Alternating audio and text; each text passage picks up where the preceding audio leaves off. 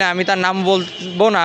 তিনি বললেন যে একজন হক্কানি আলেম যেখান থেকে হেঁটে যায় ওখানে কবরে আযাবও মাফ হয়ে যায়। ইসলামের সবথেকে বড় স্তম্ভ আল কুরআন, যেটাতে আল্লাহ যে কাজটা করতে বলছেন নিঃসন্দেহে সেটা হালাল এবং যেটা করতে নিষেধ করছেন সেটা নিঃসন্দেহে হারাম। আল্লাহ নিজে এই সূরাতে বলেছেন যে হে মুমিনগণ, তোমরা একজন আরেকজনকে নিয়ে উপহাস করো না।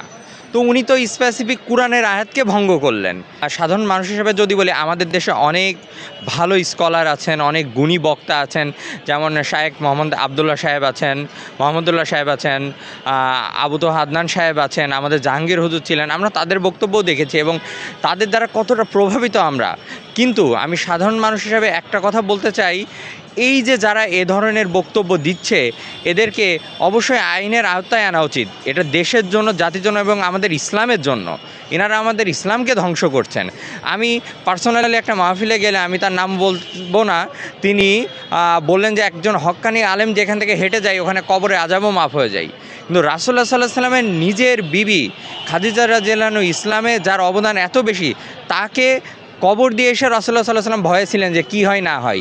তো একজন আলেম কিভাবে কোথায় আছে এটা তিনি বলতে পারেন যে একজন আলেম হেঁটে গেলে ওখানে কবরে আযাব মাফ হয়ে যায়। সাধারণ মানুষ হিসেবে যদি বলি, আমরা আইনজীবী, আমরা আইনকে পুঁজি করে চলি।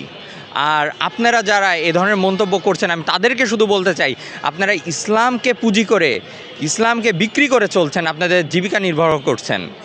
যদি তাই না করেন, নিঃস্বার্থে যদি এগুলো করে থাকেন, তাহলে হেলিকপ্টার নিয়ে কখনো ওয়াজ মাহফিলে পৌঁছানো কারো দ্বারা সম্ভব না। লাখ টাকার চশমা পরে, সানগ্লাস, রেবনের সানগ্লাস লাখ টাকার পরে ওয়াজ মাহফিল করা সম্ভব না।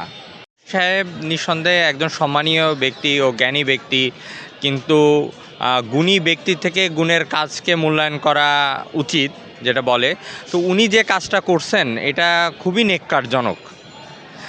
একজন মৃত ব্যক্তি বা একজন সম্মানীয় ব্যক্তি তার নাম নিয়ে এভাবে বিকৃত করে কথা বলা বা তার নিয়ে হাসি ঠাট্টা করা, এটা খুবই দুঃখজনক। আমাদের ডিজিটাল নিরাপত্তা আইন 2018-এর ধারা 29-এ একটা কথা বলছে, যদি কেউ ফেসবুক, ইউটিউব, হোয়াটসঅ্যাপ কোনো কিছুর মাধ্যমে যদি কারোরকে নিয়ে কটাক্ষ করে, উপহাস করে, যেটা মানহানির পর্যায়ে পড়ে, তার 3 বছরের কারাদণ্ড এবং 5 লক্ষ টাকা পর্যন্ত জরিমানা হবে।